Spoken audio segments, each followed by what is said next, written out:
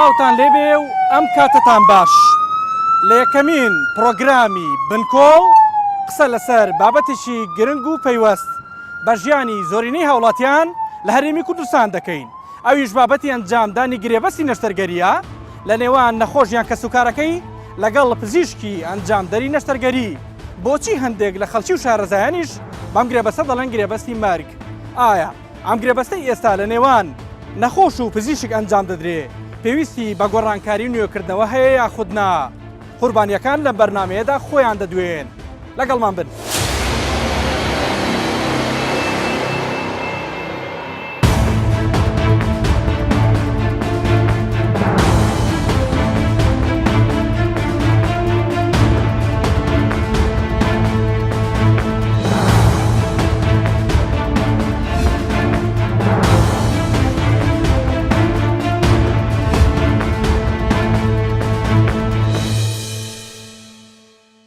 زۆر جار کە نەخۆشی یەخی مرۆڤەکان دەگرێتەوە ڕەنگە تەنها چارەسەر وەرگرتن گرفتەکە لە کۆڵ نەکاتەوە، بەڵکو پەنابردنەبەر ئەنجامدانی نەشتەرگەری دەبێتە ئەو ڕێگایی کە زۆر جار لە ناچاریدا مرۆڤەکان دەیکەنە کۆتا ئومێد بۆ چارەسەر. پێش ئەوەی هەر نەشتەرگەریەک یان کارێکی بێهۆشکاری ئەنجام بدرێ گرێبەستێکی دوولایەنە لە نێوان پزیشک و نەخۆش یان کەسوکارەکەی پڕ دەکرێتەوە. گەڕانی من بە دوای ئەم گرێبەستەدایە. ئەو گرێبەستەی کە زۆر جار ناوی مەرجی خراوەتە پاڵ لە 2 بڕگە و 11 مادە پێکاتووە لەلایەن بەڕێوەبەرێتی گشتی تەندروستی سلێمانیەوە پەسەند کراوە. ئەنجامەکەی لە ئەستۆی پزیشک و نەخۆشخانەکاندا نییە و کەسوکاری نەخۆش بەرپرسیارەتی هەڵدەگرێ، ئەویش بەهۆی ئەو واژۆیی لەسەری دەکرێ. بەڵام ئەم گرێبەستە پزیشک لە هەڵەی پزیشکی ناپارێزێ.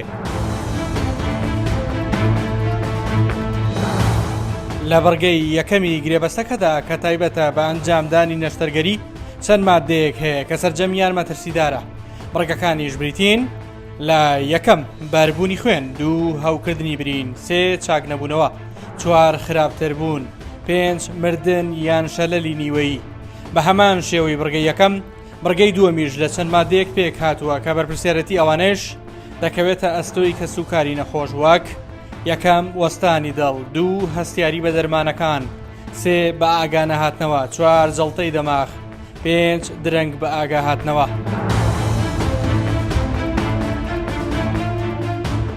زۆر جار ئەم بابەتە بێجگە لە پزیشک کارمەندانی تەندروستیش بەرپرسیار دەکات.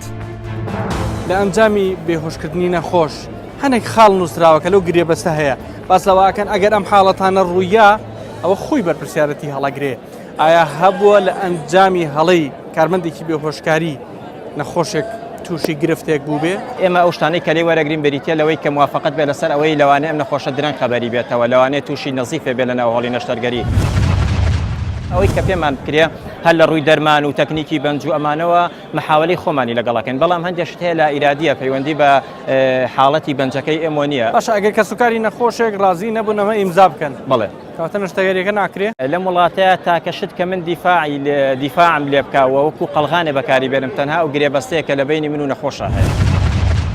نمونەی واقعی زۆر هەیە کاتێک پزیشکەکە یاخود کارمەندی تەندروستیەکە لە ڕووی دەرونیەوە ئاگای لە ماڵ و مناڵی بێ، ئاگای لە قوتوی شیری مناڵەکەی بێ، ئاگای لە گرفتی کرێچیەتی سەری مانگی بێت کە پارە دابینکا بۆ ساحب خانەوەکەی، ئەمە بە چ نەفسیەتێکەوەیەتە ناو ناوەندی تەندروستی بتوانێت خزمەتگوزاری پێشکەش کات. بۆیە بڵێ نمونەی زۆرمان هەیە، کارمەندی تەندروستیمان هەیە، فەرمانبەری وامان هەیە کە هەڵەی بەسەرا تێپەڕیوە، بەڵام برادەرەکانی جاری وایە بۆیان ڕاست کردوێتەوە، چارەسەری ئەو گرفتیان کردووە. بەپێی توێژینەوەیەک لە نیوە زیاتری کەسوکاری نەخۆشەکان کاتێک گرێبەستی ئەنجامدانی نەشتەرگەری لەگەڵ دکتۆرێک واژۆ دەکەن، هیچ زانیاریەکیان بەرامبەر ناوەڕۆکی ئەو گرێبەستە نییە. لە چەند نەخۆشخانە و نۆرینگەیەکی پزیشکی و دەرمانخانەدا دەربارەی ئەم گرێبەستە لە کەسوکاری ئەو نەخۆشانە دەپرسم کە نەشتەرگەریان ئەنجام داوە یان بڕیار وایە بۆیان ئەنجام بدرێ. پرسیارەکە ئەوەیە، ئایا زانیاریان هەیە لەسەر ناوەڕۆکی ئەو گرێبەستەی واژۆی دەکەن؟ ئەوان دکتۆر خۆی زانێ، من نازانم چی بێت. بەس سیقەت پێیان هەیەوە نیە؟ ئەرە وڵاسیکەم هەیە چۆن سیقەت. ئەوە دایکم ێستا پێشتر تۆ مقابلە کرد 2 جار عملیاتی جوویبی بۆ کراوە هەردوو جارەکەش گەڕاوەتەوە نەخۆشیەکە نەتان پرسی هۆکار چییە؟ هۆکارەکەی دکتۆر ئەڵێ کاکە ئەمە چاری نییە هەم دروسە بێتەوە هەنی کە دروسە بێتەوە بۆچی تۆ عملیاتیەکە بێ بڵێ کاکە ئەمە چاری نییە دووبارە دروسە بێتەوە ئەمە بێمتمانەیی دکتۆرە بە ئیشەکەی ئەگەر تۆ متمانەت هەیە 100% ئەو نەشتەرگەریە ئەەکەی سەرکەوتویتیایە بۆچی ئامینزایە بەو نەخۆشاکەی بە کەسوکاریەکەی دكتور يعني أقصى جهدي خوي أكابو عملياته داي هشتك ربا تو زي عاطفي زالة بس هشتكانا عائلكا لاني بعاطفي قرار بن بس أجر أقدر نسيبه دكتور همو بربرسارتي كي خطوة بردسي خلقك الله هرچی رویام برپرسیاره لی برای من شتێکی زۆر باشە پێش ئەوەی بچێتە هۆڵی نەشتەگەری هیچ نووسراوچەند هێنا بۆ جەنابەت کە ئیمزای بکەی بۆی بەرپرسیارەتێکە هەڵبگرن وڵا هەر فای لێ بودایانمە دەستم و بۆی کە ئیمزایکەم نژی بزانام تۆقەیەک برد و هەرەوەیە پێشتر ئەم فایلەت خوێندە بووە کە چیتیایە و تۆ ئەبێت چ بەرپرسیارەتێک هەڵگری وڵا هیچ نەخوێندومەتەوە نە هیچیش بۆ نایخوێنەوە بۆ لێت نەپرسین کە بۆت بخوێنەوە وڵی پرسیارم نەکردووە کە کارمەندەکەی دەست ئیمزان کرد و هیچکە بۆ پرسیارت نەکرد ئایا دوور بێت ناترسی لەوەی کە شتێک ڕووی باە لە ئەنجامی ئەو فایدەکە تۆ ئیمزات کردەوە تۆ بوو تا من ئەمایان هەڵناگرم باسی ئەمایان ئیمزای ناکەم وڵی ترەوە کار شتێکی تر باو قەدەری خوایە و دەسەڵات نییە ئەوەی لێرە ڕەنگە جێگەی پرسیاری بەشێکی زۆری هاوڵاتیانیش بێ زانینی ڕاستیەکە کە ئایا بە بەراورد بە هەرێمی کوردستان لە وڵاتێکی پێشکەوتووی بواری پزیشکی وەکو ئەڵمانیا گرێبەستی نەشتەرگەری چۆن ئەنجام دەدرێ دکتۆر هەژار معروف پزیشکی پسپۆڕی دەرونیە و لە ئەڵمانیا ژیاوە و ئاگداری هۆشیاری تاکیی ئەڵمانیشە بەگشتی بەڕێی من عینی یعنی ئەو گرێبەستە هەیە لە ڕاستی ئەوەی ئێمەش ئەو گرێبەستی ئێمەش سوودیان لە ئەزمونەکانی ئەوێ وەرگرتووە بەڵام بەگشتی لەوێ نەخۆش سەیریکە خۆی ئەوش پەیوەندی بە نەخۆشەوە هەیە نەخۆش هۆشیارترە لە ڕووی تەندروستیەوە نەخۆش بوێرترە شەرمن نییە پرسیارەکە لە خۆ ئیمزاەکە ئەرەوەڵا هەیە يعني بالرابكة يعني خلشي إيما هي لبروي أو أنا محتاج عملياتك لبروي أو أنا إيش وآزار ونارحتيه ولا بروي لو أنا بهزار لو أنا شندين روش شاوراني كده بتعمل عملياتي كان لبروي يعني زور يعني هي شرمنا ناوية برسياري ورد بكالة دكتورك لبروي للراسية يعني أو قريبستانة بيجومان وقت هرشتيشي ترتو تاني بيعشوني بيعبكي بزاني كم وكرتيشي تاعي بيجومان أول شيء باشا بزاني شيء تاعي کێشەکە ئەوەیە نمونەی قوربانیەکانی ئەنجامدانی نەشتەرگەری ئەگەرچی بە ژمارە زۆر نین بەڵام بەڕوودانیان و لە ئەنجامی هەڵەی پزیشکی کێشەیەک دروست دەکەن کە ڕەنگە خەرەبووکردنەوەیان تەواو ئەستەم بێ واگەوت چەند نمونەی لە پارێزگایکی وەکو دووهۆکدا لە ماوەی کەمتر لە 2 ساڵدا ڕوویداوە ساڵێک بەر لە ئێستا سەنای تەمەند 2 ساڵ و نیو بەهۆی دانانی کانۆلایی هەڵە و دواتر بڕیاری ئەنجامدانی نەشتەرگەری بۆ بڕینەوەی یەکێک لە دەستەکانی بەهەڵە کە سوکارەکەی خستە دۆخێکی نائارام وازیری تەندروستی حکوومەتی هەرێمی کوردستان لە کاتی خۆی بڕیاریدا سزای یاسایی و پیشەیی ئەو کەسانە بدرێ کە هۆکار بوون بۆ دروستبوونی دۆخێکی لەو جۆرە و بڕیارێکی لەو چەشنا هەر لە دهۆک دوو نەخۆش زیاتر لە ساڵ و نیوەکە بەهۆی هەڵەی پزیشکیەوە بێهۆشن و لە جێگادان تا ئەم ساتێش ئومێدێک لە ناوخۆی کوردستان و دەرەوەشدا بۆ بە ئاگاهاتنەوەیان نەدۆزراوەتەوە ئەم کوڕە ناوی بزاف نەوزادە و خەڵکی پارێزگای دووهۆکە بەهۆی نەخۆشی ڕیخۆڵی کوێرە سەردانی نەخۆشخانەی کردبوو بەڵام دوای نەشتەرگەریەکە دووبارە نەیتوانی هەڵبستێتەوە سەرپێیەکانی تاکوی ئێستاش بێهۆشە شەفان نەوزاد برای بزاف دەڵێت پزیشکەکان کەمتەرخەم بوون لە کاتی ئەنجامدانی نەشتەرگەریەکە گەنجێکی 21 ساڵیە برای منە نۆڤی بزاوە ji ber îhmal û texsîrî û şoşiya stafê nîştegerê di nîştegeriya Revîka Kore'da li nexweşxanatan gaviyan li Duhokê tûşên gavtina mêşkan ku telef demaq bû ji ber neçavdîrîkirina nûjdaran û piştbû xistina wî û nedana sondê oksijînê. Teman ev kes ev genc ev sala ku çar heyve mal ser piştî û me firêkiriya ji dervey welatî. İşle qanûnî ji ve ev nûjdarê tetovê gavên hatîne sizadano نه وزارت تندرستی و نه ساختمانی گشتی و دوکی و هر واسان نه سندیکان وجداران افکسانه تا سزا نداند. ماریای تەمەن 21 ساڵانیش ساڵێک و 4 مانگە بێهۆشە و کە سوکارەکەیشی سکاڵایان تۆمار کردووە.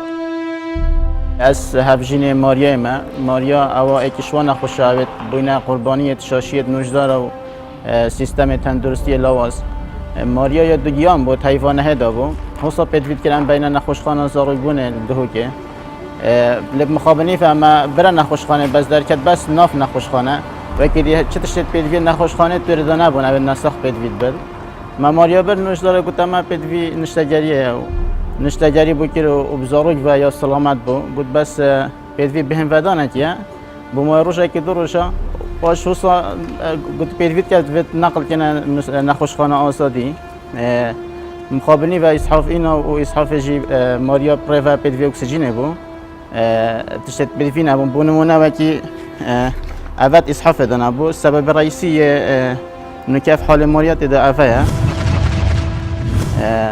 و بشتيام هاتين جي دكتور أوصل دا ديار كرنكو بالي ماريا ما بأكسجينش بأكسجينية حتی نکشیت بهوشی و اوجی تقریر دکتری تایبته وسط دیار کلی که بله ماریا به اکسیژن پروا ولاتی ماریا اول سال کوچال هیوت نخوشخانه آزادی و سرپشته و وزارت الصحی و رهبری سخلمیش دیار کلی که بله ماریا پدویسن ترکیه بوجدار و ولاتی لب مخابنی و اوش هیواشش و حتی نکل وزارت و چه جاب نداینم اره ماریا انسان سرپشته و اوانتش که این گیرود کنه و یا عذاب داروشانه دەمانەوێت سەردانی هۆڵێکی نەشتەرگەری بکەین.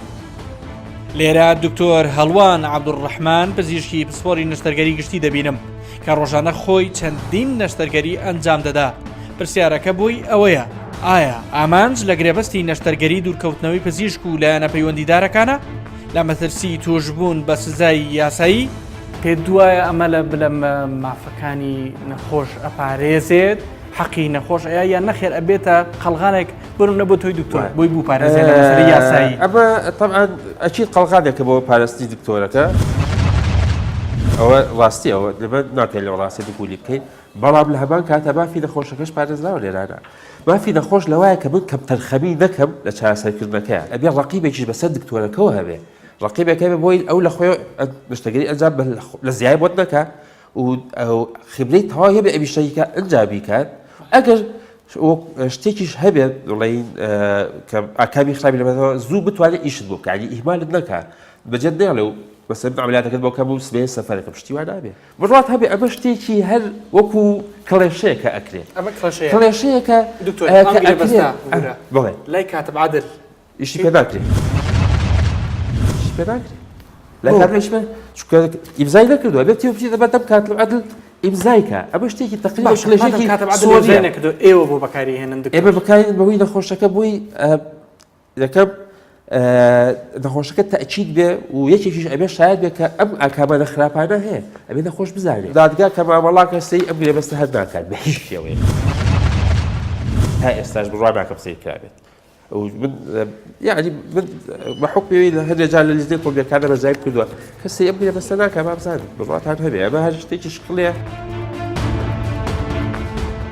ئەم پزیشکە مامۆستای کۆلێژی پزیشکی زانکۆی سلێمانی و بەرپرسی هۆبەی توێژینەوەی زانستیە لە بەڕێوەبەرێتی گشتی تەندروستی سلێمانی ئەو دەڵێت بە پێی نوێترین توێژینەوە هەر 3000 کەسێک ئەگەر هیچ کێشێکی تەندروستیشیان نەبێ ئەگەر بێهۆشکاری گشتیان بۆ ئەنجام بدرێ ئەوایەکی چەند گیان لە دەستەدا هاوکات دەژڵێ لەگەڵ چەند هاوپیشەیەکیدا توێژینەوەی گرنگیان لەسەر مافەکانی نەخۆش ئەنجام داوە بەڵام تا ئێستا کاری پێ نەکراوە.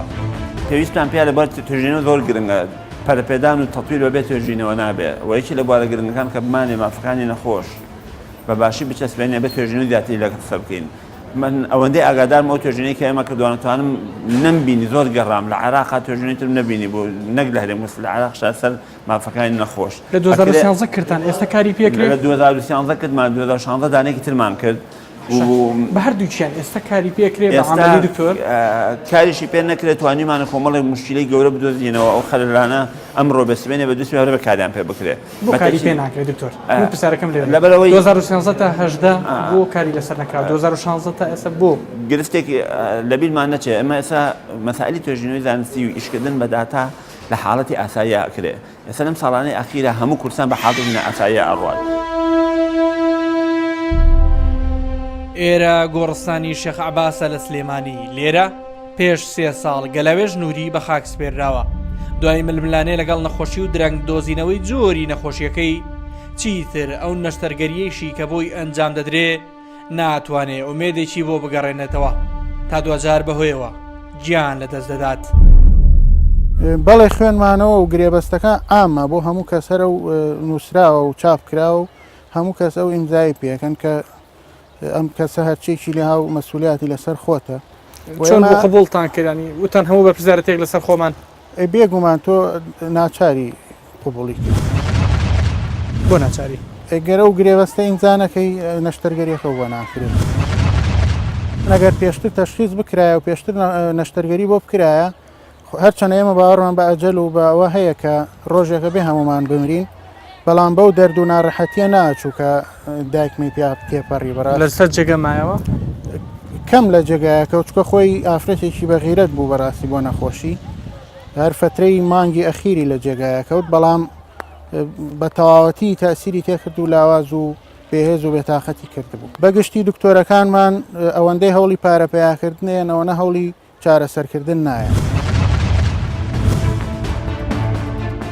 لە ڕێگەی پرسیارەکانی دەسەڵاتی چوارەمەوە هەر 3 دەسەڵاتی یاسادانان دادوەری و جێبەجێکردن وەڵامی ئەو پرسیار و گریمانە و زانیاریانە دەدەنەوە کە پێویستیان بە پشتڕاستکردنەوەی یان پێشنیاز و یاسایی نوێ هەیە. پەرلەمانی کوردستان خوێندنەوەی یەکەمی بۆ پرۆژە یاسایی مافی نەخۆش ئامادە کردووە. ئەندامێکی لیژنەی یاساییش پێی وایە هیچ بنەمایەکی یاسایی لەو گرێبەستەدا بوونی نییە کە لە کاتی ئەنجامدانی نەشتەرگەری واژۆ دەکرێت. نیگەرانە لەوەی ململانە سیاسیەکانی نێوان لایەنە سیاسیەکان زۆرێک لە مافەکانی دیکەی هاوڵەتیانی پێشێل کردووە. هێشتا یاسایەک نییە کە لە هەرێمی کوردستانە زەمانەتی نەخۆش و مافی نەخۆش بکات، بۆیە ئەوە هۆکاری ئەوەیە کە تاوەکو ئێستا ماوەتەوانێەوە بە عام ئێمە خەلەلی گەورە لە سیستمی تەندروستی لە هەرێمی کوردستاندا هەیە. کاتە قوربانی نەشتەرگەری زۆرمان هەیە بە دڵنیایە قوربانیمان هەن خەلەلی گەورە لە وڵاتی ئێمە پەیوەندی بە سیستمی تەندروستیەوە هەیە. سیستم سەقەتە هەتاوەکو ئەو سیستمە ڕاست نەبێتوانێ بەداخەوە هەم هەڵا ئەبێ و هەم ژیانی نەخۆشەکانیش ئەکەوێتە خەتەرەوە و تەندروستی هەموو لاجشمان لە ژێر مەترسیدا دەبێت. فەرمانگەی داواکاری گشتی سلێمانی چەندین جار لەبارەی هەڵەی پزیشکی لە کاتی نەشتەرگەری دۆسیەی جوڵاندووە و سزای یاسایی بۆ ئەو پزیشکانش دەرکردووە کە سەلمێنراوە هەڵەیان ئەنجام داوە. ئەندامێکی داواکاری گشتی سلێمانی بە نمونەی ڕوونەوە وەڵامی پرسیارە یاساییەکان دەداتەوە. تەنانەت دەژڵێ لە دادگا بە مادەی 411 یاسای سزادانی عێراقی کە کوشتن بە نامەبەست دەگرێتەوە سزا دەرکراوە. ڕاستیا و گرێبەستە بوون و نەبوونی وەکو یەکوایە لە ڕووی یاساییەوە، چونکە یاسا هەموو شتەکانی ڕێکخستووە. ئەوەی کە لە یاسای باسکراوە تەنیا وەرگرتنی ڕەزامەندی نەخۆش یان ئەو کەسەی کە نوێنەرێتی. کاتێک کە سوکاری نەخۆشێک سکاڵاکە بەتە لای دادوەر و لێکۆڵینەوە لەبارەوەکرێ ئەو لیژنەیە لە کێ پێیگێت کاک حاکم؟ بڵێ ئەو لیژنەیە پێ زۆر جار دادگاکان پەنا بەنە بەر خەبیر، شتێکە پێوترێ خەبیر. لە دادگاکان زۆر پشت بە خەبیر ئەبەسن، بە راپۆرتی خەبیر ئەبەسن. دادگا خۆ دەزانی ئەوان زیاتر کە کەسانی یاساین بۆ ئەوەی بتوان ئەو بڕیاری کە دەریەکەم بڕیارێکی قانونی بێت قەناعەت بە خۆیان بکەن دادوەرەکان ئەبێ پشت بە راپۆرتی خەبیر ببەسن. ئەو خەبیرانەی کە دائەنرێن عادەتەن لێرە ئەبێ کەسانی پسۆڕ و شارەزا بن لەو وارەیە. ڕاستیە ئێمە چەند نمونەیەکمان هەیە لەو ڕۆوە جاری وها بە مەسەن پزیشکێک نەشتەرگەریی کردووە نەخۆشەکەم بردووە تاقیقی تیاکراوە لە نەتیجەی تاقیق دەرکەوتووە کە پزیشکەکە کەم تەرخەم بووە سزاش درراوە. سزاکە چۆن بووە؟ سزاکەی تەمان خۆی لە ڕاستیە ئەمانە بە پێی نەتیجەی جەریمەکەی بۆ نمونە ئەگەر کەسەکە بمرێت ئەو بە ئەگەر پزیشکەکە کەم تەرخەمی زۆر بوو بێت ئەوە بە کوشتنی بە قەتلی غێر عەمدی حسابەکرێت. کێت بینیوە لەو دکتۆرە بەڕێزانی لە دەوروبەری خۆتن بەهۆی ئەنجامدانی هەڵێکی پزیشکیەوە ڕوبەڕووی لێپرسینەوەی یاسایی بوو بن و حکمیان وەرگرتە بێ؟ سجنیش کرا ناو حەز ناکەم ناو بنێم سجنیش کرا و لەبەر هەڵەیەکی پزیشکیانەوەڵە دەستگیر کراوە دەستگیر کراوە. بەڵام کەم تەرخەمیش هەیە لە لێپرسینەوە؟ کەم تەرخەمی وە لێپرسینەوە چۆن سجن دەکرا؟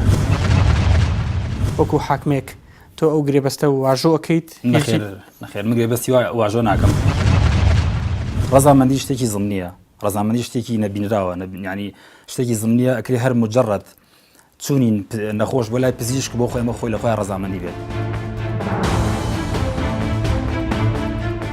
کۆکراوی هەموو زانیاریەکان لە ناو فایلەکەی دەستمدایە و لە ناو ژووری بەڕێوەبەری گشتی تەندروستی سلێمانی کە ماوەی تەنها 4 مانگە لەو پۆستەی دەست بەکار بووە گفتوگۆی دەکەین. ئەو بەڕێوەبەرە گرێبەستەکە بە جێگای دەستکاریکردن و گۆڕانکاری دەزانێت هەموو لایەک دڵنیا دەکاتەوە کە بە نزیکترین کات گرێبەستێکی نوێی گونجاوتر بە ماف و کەرامەتی نەخۆش و پزیشک لەگەڵ کارمەندان ئامادە دەکرێت.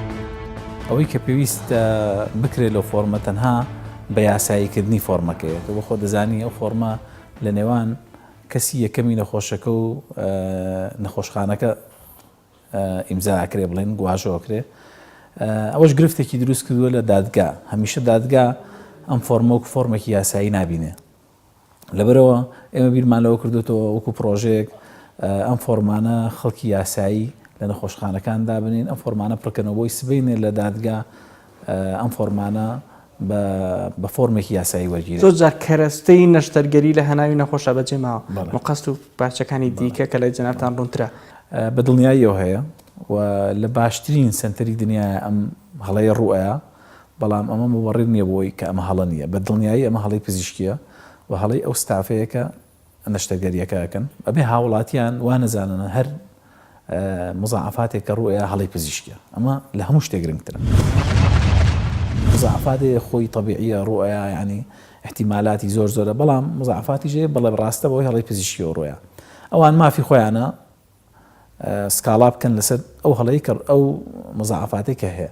بەڵام ئەگەر لیژنەکە بۆی دەرکەوت کە ئەم هەڵی پزیشکی نیە، نابێ ئەوان دڵگران بن لەوەی کە یان زۆر کەس زۆر جار بەیە ماڵێن ئەڵێن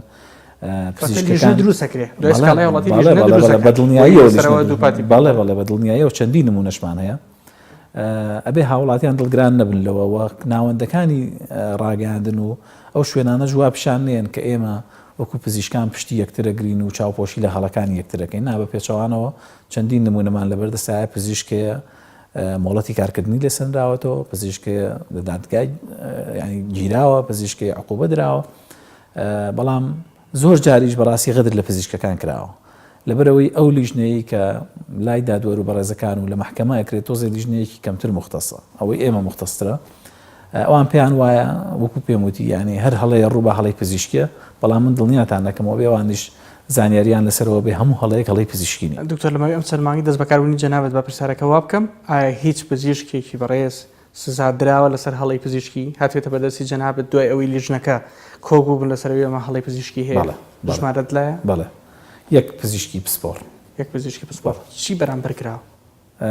ئێمە خۆمان عقوبەمان ناوە. لە ڕاستیە عقوبەی پزیشکەکە زۆر گەورەتر بوو لیژنەکەی یابوویان. من بۆ خۆم پێداچوونەوەم بە عینەکەیان کرد تۆزە عقوبەکەیم دابەزان ڕاستیەکەی لەبەرەوەی کۆمەڵی خەڵکی کە هەبوو قسەیان وەرنەگیرا بوو، داوام کە قسەشتیان وەرگن و مەلەفەکەشیمان ئاراسی دادگا کردو چونکە ماڵ خێزانەکە خۆیان لە دادگاش سکاڵیان تۆمار کردووە. هەڵەکە چی بوو دکتۆر؟ هەڵەکە پزیشکی نەخۆشەکە کۆچی دوایی کردووە، ئەوان پێیان وایە پزیشکی پسپۆری بڵین بێهۆشکاری کەمتر خەم بووە لە ئیشەکە. خەڵکێکەیە وشیارە ئەگەر بزانێ هەڵەیەگەیە لەوێ هیچ شتێکی هەڵە ناکات، چونکە هەڵە بە هەڵە چارەسەر ناکرێت. بۆی هەیە سکاڵا لەسەر ئەو پزیشکە تۆمار بکات، بۆی هەیە بچێتە دادگا سکاڵا تۆمارکە، لای ئێمە سکاڵا تۆمارکە، لە سندیکای پزیشکان سکاڵا تۆمارکە. بەڵام ئیتر مەرج نییە هەر کەسێک خوانە خواسە کۆتایی بە ژیانی هادیان بە نوعی لە نەوەکان نەخۆشیەکەی چاک نەبووە و ئیتر هەڵی پزیشکی بێ. زۆر جارێ مەژغەدر لە پزیشکەکان کراوە، بەڕاستی دەستدرێژیان کراوەتە سەر لیانیان خواردووە. هەنێک کەس ئەم گرێبەستن ناوانەن گرێبەستی مەرگ.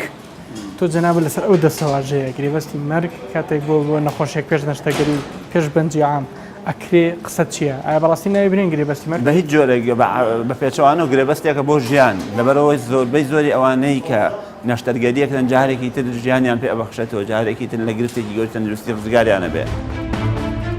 هەموو ڕووداوێک کاتێک بەهۆی نەشتەرگەریەوە دێتە پێشەوە بە هیچ شێوەیەک مەرج نییە بە تەنها بە هەڵەی پزیشکی دابنرێ، بەڵکو کەمترین جار ئەم هەڵە پزیشکیانە ڕوودەدەن بە تەنهاش لە هەرێمی کوردستان هەڵەی پزیشکی ڕوونادا، بەڵکو بەپێی نوێترین ئاماری ڕێکخراوی تەندروستی جیهانی لە سەدا 20 هاوڵاتیان لەسەر ئاستی جیهان بەدەست هەڵەی پزیشکیەوە دەناڵێنن.